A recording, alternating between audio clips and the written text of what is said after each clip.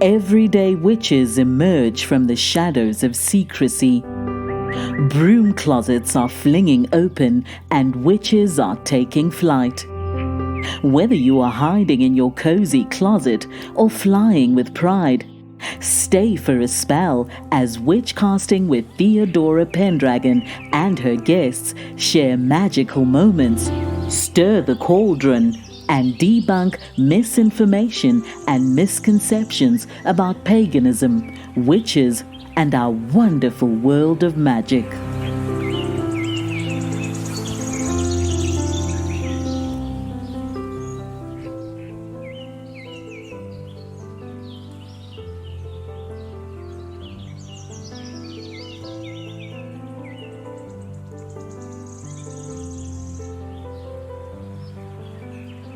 Welcome to Witchcasting with Theodora Pendragon. I'm your host, Theodora. Today I want to talk about the broom closet. You might have one. I have one. I fly in and out of it all the time. Occasionally, when therapy shoppers call inquiring about my services, they ask if I'm a Christian counselor. This may be a loaded question because it doesn't really tell me what they're looking for. It could go either way. They could be looking for a therapist who is a Christian like them, or they don't want a Christian at all.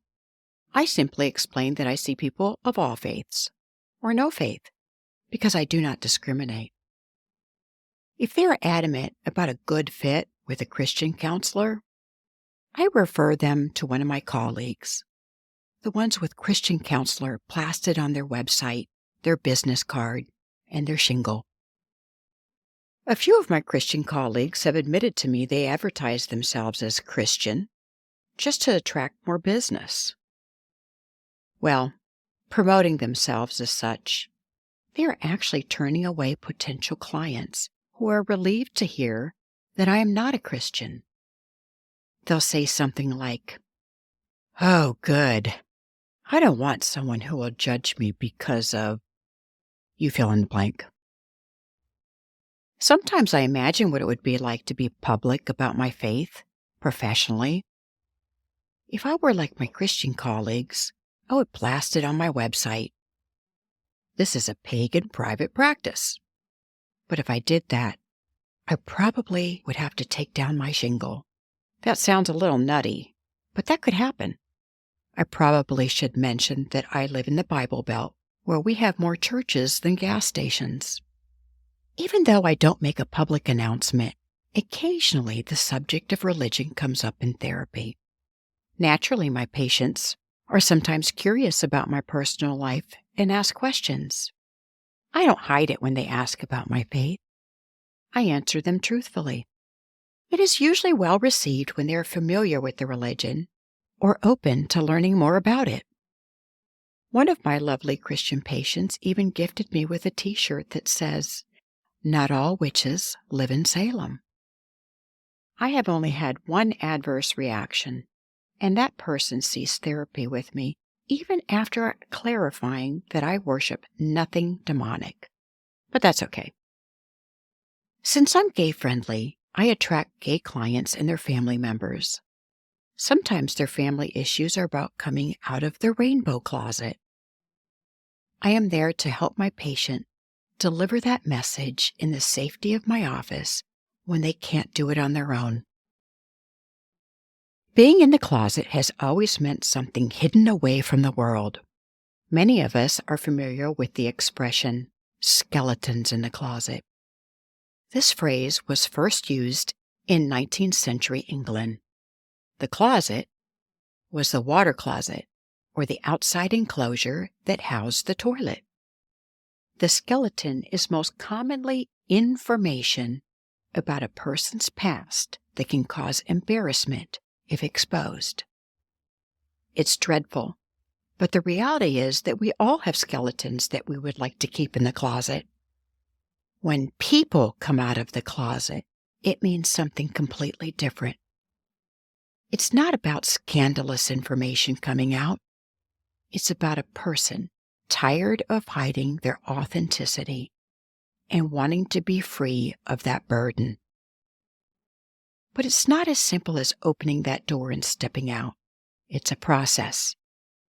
Broom closet is a term used by those who haven't revealed their religion or spirituality to others.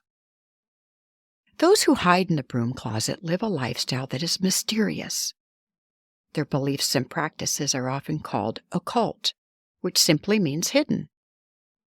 Everyone has a different idea of what that word means. It represents a fascinating sphere of paranormal activity, mystery, and magic to some. To others, it implies sorcery and communicating with demons. But very few people call themselves occultists. Those who delve in the occult choose whatever label they want for themselves. That's the beauty of our spiritual paths.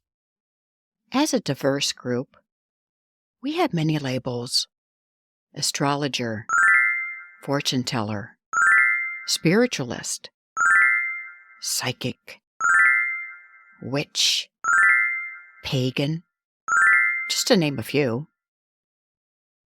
The words pagan and witch started as historical slurs, but have since been revived and reclaimed by those holding the labels proudly. Although there are still people today who believe the occult is sorcery and communicating with demons, and they campaign against occult practices.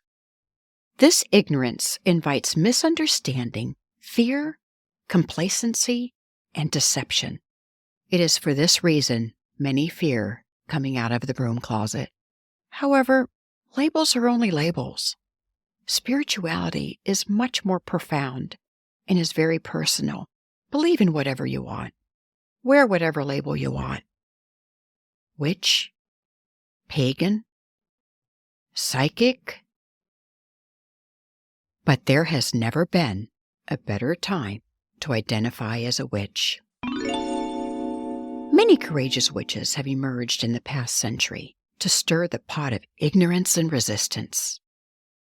It always starts with those few brave souls. You will meet some of them on this podcast. They are our mentors and role models. Maybe they're you.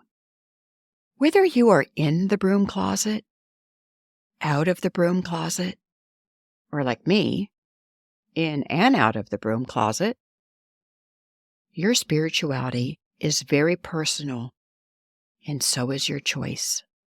If you want to talk about your broom closet, and you want to talk about it on this podcast, find me on Instagram at Theodora Pendragon. Thank you for joining us for Witchcasting with Theodora Pendragon. Have a burning question or have a topic you'd love Theodora and her guests to discuss on the show?